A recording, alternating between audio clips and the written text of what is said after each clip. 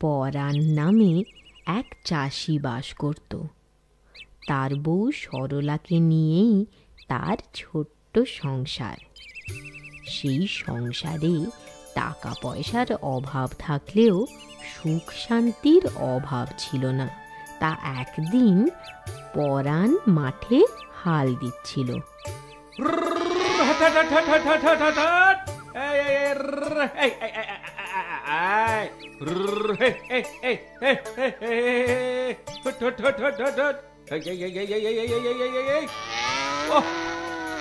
আজ বড্ড তেজ, রোদ্দুরে পিঠ যেন চরচর করছে।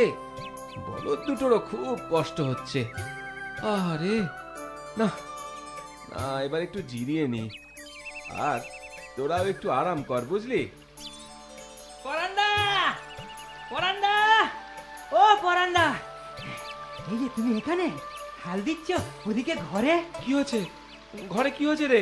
তোর বৌদি ভালো আছে তো? আরে ভালো আছি, ভালো আছি, চিন্তা করো না। আমি ছুটতে পরে তোমায় একটা খুশির খবর শোনাতে এলুম গো। খুশির খবর? যাক বাবা, আমি তো খুব ভয় পেয়ে গেছিলাম। তা তা খুশির খবর কি শুনি? তোমার ছেলে হয়েছে গো, ছেলে। হ্যাঁ পরান্ডা, তুমি বাপ হয়েছো গো, বাপ।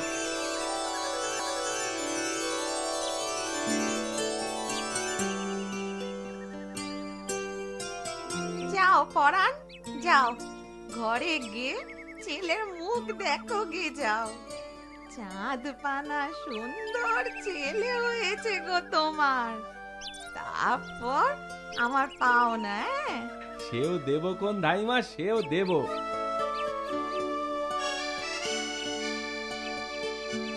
বুঝলি বউ, তোর ছেলেকে কিন্তু একেবারে তোর মতোই সুন্দর দেখতে হয়েছে। যা, হ্যাঁ, আমার তো মনে হয় তোমার মতো সুন্দর হয়েছে। ও তাই? এতদিনে আমার স্বপ্ন সার্থক হলো, কি বল? তা বলতে পারো। ওর নাম রাখলে কি বলো তো? নাম তুই বল না, কি নাম তোর পছন্দ? শিবনাথ, শিবু। বাহ, বেশ জব নাম হয়েছে। ও আমার শিবে। কবে তুই বড় হবি রে? কবে তোর বে দিয়ে ঘরে দুর্গা ঠাকুরের মতো বউ আনবো? বল বল। থামো, অনেক হয়েছে। কেন কেন থামবো কেন? শুধু বড় হলেই হবে? লেখাপড়া শিখিয়ে ওকে মানুষের মতো মানুষ করতে হবে না? এ ঠিক বলেছ। ও আমার শিবে রে, কবে তুই পাঠশালা যাবি রে? কবে তুই লেখাপড়া শিখবি রে? শোনো, আমাদের যত কষ্টই হোক ছেলের গায়ে এতটুকু আঁচ লাগতে দেব না, কি বলো? হ্যাঁ, তা তো বটেই।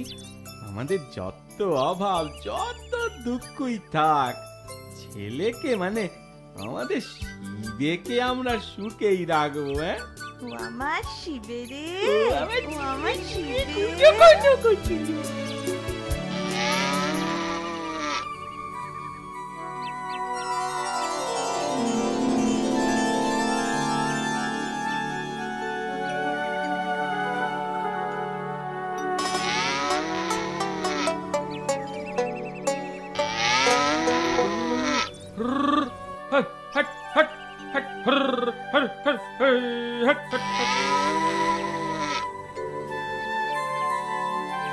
এই যে পরাণ, এই যে পরাণ, বলি এখনো তুমি হাল দিচ্ছ?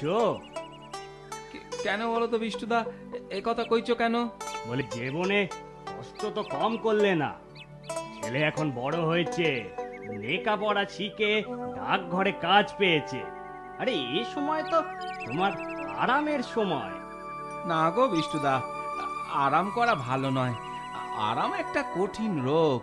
যতদিন হাত পা চলে ততদিন কাজকর্মে থাকাই ভালো। হ্যাঁ, তা তো ভালো। তা তোমার ছেলেও তো বড় হয়েছে, এবার ওর বিয়ে দিতে হবে না? হ্যাঁ, সে চেষ্টাই তো করছি। দাও না, দাও না একটা ভালো মেয়ে দেখে। আছে নাকি তোমার সন্ধানে? না না না না না, ও ঘটকালি করে বদনামের বাঘি আমি হতে চাই না। মানুষের মতি ঘুরতি কতক্ষণ? আজ যে ভালো কাল সে খারাপ হতেই পারে, তখন তো তোমরা আমায় গাল দেবে। ও ও ভয় তুমি পেও না বিষ্টে দা। দাও না, দাও না একটা ভালো মেয়ে দেখে। ও, আচ্ছা বলছো যখন, মানে এত করে বলছো যখন, খুঁজে দেখবখন। আর চলি তাহলে, বুঝলে? আর চলি। হ্যাঁ হ্যাঁ হ্যাঁ, এসো এসো, তবে আমার এই কথাটা ভুলোনি যেন। আরে না গো না, ভুলবনি। তুমি মনে করো তোমার ছেলের বিয়ে একদম হয়েই গেছে। হ্যাঁ। পরান্দা গো, ও পরান্দা, পরান্দা, কি কি হয়েছে রে ভোলা? অত চেঁচাচ্ছিস কেন? সর্বনাশ হয়ে গেছে। বৌদি, বৌদি, কি কি কি হয়েছে তোর বৌদির? ওই গায়ের কুয়োতলায় জল আনতে গিয়ে হ্যাঁ? আছাড় খেয়ে পড়েছে বৌদি। সে কি রে? মাথায় মাথায় খুব চোট পেয়েছে গো, উঠে বসার ক্ষমতা নেই। কি বলছিস কি? হ্যাঁ গো, হ্যাঁ গো, তোমায় খুব দেখতে চাইছে। তা আমায় না ডেকে বদ্যি ডাকলে পারতিস তো। আরে আরে সেসব হয়েছে, বৌদিকেও খবর করা হয়েছে, তোমার ছেলে শিবেকেও তো খবর পাঠিয়েছি। আর দেরি করুনি পরান্দা, আর দেরি করুনি, এক্ষুনি চলো।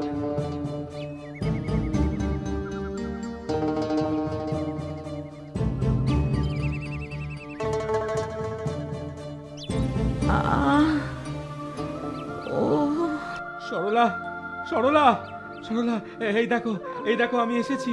কথা বলো, কথা বলো সরলা, কথা বলো। অত তলা হয় না গো, শিবে তো রইল, ওকে দেখো। দেখবো, দেখবো সরলা, দেখবো, কিন্তু কিন্তু তুই আমায় কথা দিয়েছিলি শিবের বিয়ে দেখবি, নাতির মুখ দেখবি, সেসব কথা সে সুখ আর এই কপালে নেই গো। বাজে কথা বলিস নি, বাজে কথা একেবারে বলবি নি সরলা। থাম, থাম বলছি। তোকে যেতে দিলি তো তুই যাবি। ও কবরেজ মশাই, কবরেজ মশাই, ওকে যেতে দিও না, দয়া করো, কিছু করো। আমার যা করার ছিল সবই করেছি। এখন ভগবান কি করেন তার ইচ্ছেই তো সব। বাবা,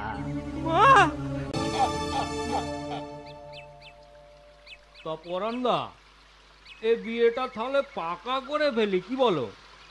তা করো, কিন্তু শিবের মা গত হয়েছে সবে তো 3 মাস, বছর না কাটলি। সে তুমি চিন্তা করুনি পরান্দা, বিয়ে বছর খানেক পরেই হবে খন, পাকা তো করে ফেলি।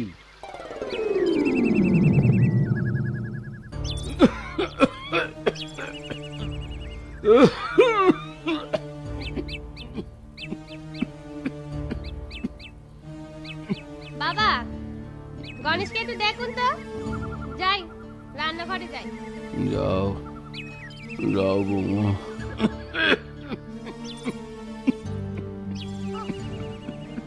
কাশিটা তো ভালোই বাইরেছেন, তা কবরেজকে দেখালেই তো পারেন নাকি? বড় সড়ো রোগ না আমাদের কি ছাড়বেন না? দেখিয়েছি বৌমা, ওষুধও খাচ্ছি, কমছে বুঝেছি বুঝেছি, আমার দুর্গতি আরো বাড়লো। আর গণেশ, তুই আমার কাছে থাক। চল চল আমার সাথে। না, আমি দাদুর কাছেই থাকবো, দাদুর কাছে গল্প শুনবো। ও না রে বাবা, আর গল্প টল্প শুনতে হবে না, চল আমার সাথে চল। না, আমি যাব না। যাবি নে? আবার মুখের উপর কথা, দৌড়।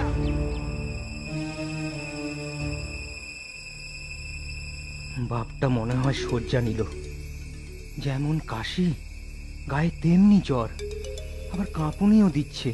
সেটাই তো চিন্তার কথা, কি যে হবে।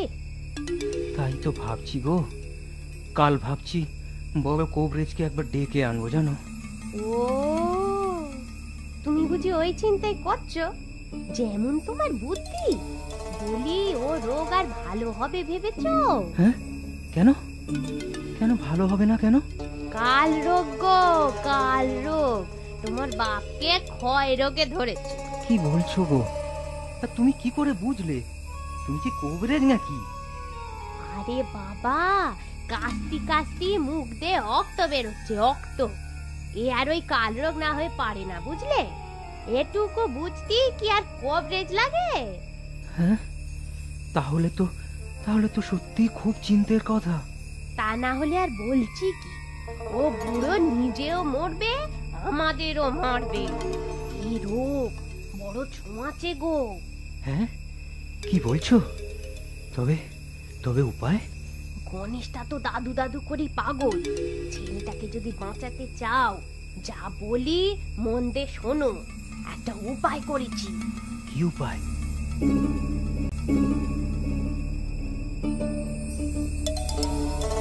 হ্যাঁ, এটা একটা কথা হলো? ছেলে হয়ে ও কাজ করি কি করে আমি? তবে মরও গোষ্ঠী শুদ্ধ। কিন্তু লোকে জিজ্ঞেস করবে না শিবের তোর বাপ কোথায়? বলবে নিখোঁজ হয়ে গেছে, খুঁজে পাওয়া যাচ্ছে না। তবে হ্যাঁ, জঙ্গলে শুধু ফেলে এসোনি যেন। কেউ যদি দেখে ফেলে, একেবারে সর্বনাশ হয়ে যাবে। মাটিতে গর্ত করে পুঁতে দিও। কিন্তু যাবার সময় তো লোকে দেখবে। আহা, দিনের বেলায় তোমায় কে যেতে বলেছে বলো তো? ভোরের আলো ঠিক মতো ফোটার আগেই রওনা দাও। আর দেরি করা ঠিক হবে না, বুঝলে?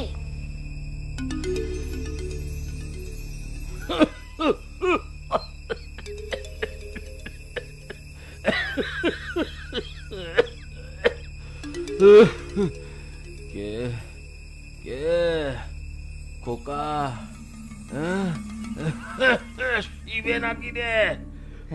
হ্যাঁ বাবা, চলো তোমায় নিয়ে যাই। আমায় নিয়ে আর কোথায় যাবি শিবে? কেন, কবরেজ দেখাতে যাব। এই কাক ভরে দিনের আলো ফুটতে দে বাবা। না, তখন বড্ড দেরি হয়ে যাবে বাবা। এখনই চলো। আচ্ছা চল। কিন্তু আমার যে ওটার শক্তিও নেই রে। ও তুমি চিন্তা করোনি, ও সব নিয়ে তোমায় চিন্তা করতে হবে নি বাবা। আমি তোমায় পাঁজা কোলা করে গরুর গাড়িতে তুলছি এখন। চলো। এই নাও, আমি সব তৈরি করে রেখেছি। হ্যাঁ, দাও। বাবা পড়শিজিকে ওঠার আগেই বেরোতে হবে। কোথায় যাচ্ছ বাবা? এই তোর বাপ চাষের কাজে যাচ্ছে রে। হ্যাঁ, চাষের কাজে যাচ্ছি বাবা। আমিও যাব। আরে তুই গিয়ে কি করবি? আমিও চাষের কাজ শিখবো। তুমি যখন বুড়ো হবে, দাদুর মতো অসুখ করলে, আমিও ঠিক তোমারই মতো চাষ করতে যাব। না, যেতে হবে না। ও না, আমি যাব।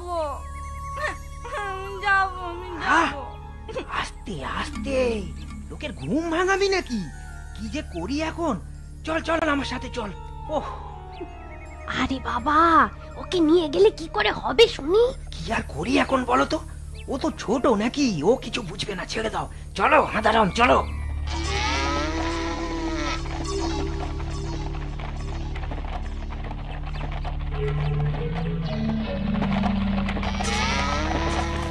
বাবা, তুমি কি এখানে চাষ করবে? অত প্রশ্ন করিস না তো। চাষ করবে যখন দাদুকে নিয়ে এলে কেন? বাপরে বাপ, প্রশ্নের শেষ নেই। এমনি করে চাষ করে বুঝি? চাষ নয় রে, চাষ নয়। তোর দাদুর তো বয়স হয়েছে, অসুখও করেছে। লোকের বয়স হলি, অসুখ করলি, এমনি করে মাটিতে গর্ত করে পুঁতে দিতে হয়। দাদুকে পুঁতে দেবে? হ্যাঁ, দেব।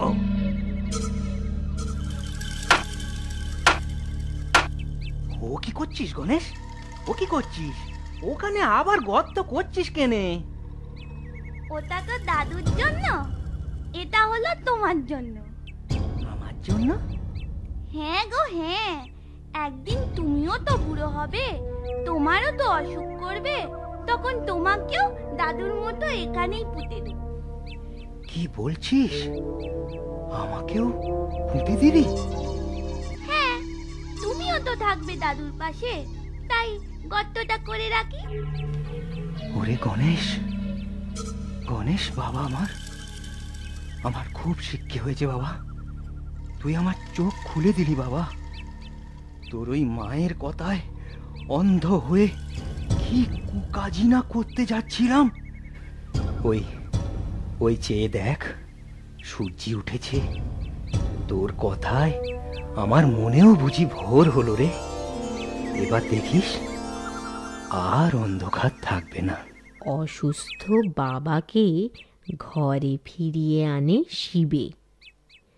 গণেশের মাকে খুব বকা দেয় সে। বড় কবরেজের ওষুধ খেয়ে পরাণ ধীরে ধীরে সুস্থ হয়ে ওঠে। দাদুকে ফিরে পেয়ে খুব খুশি হয় গণেশ।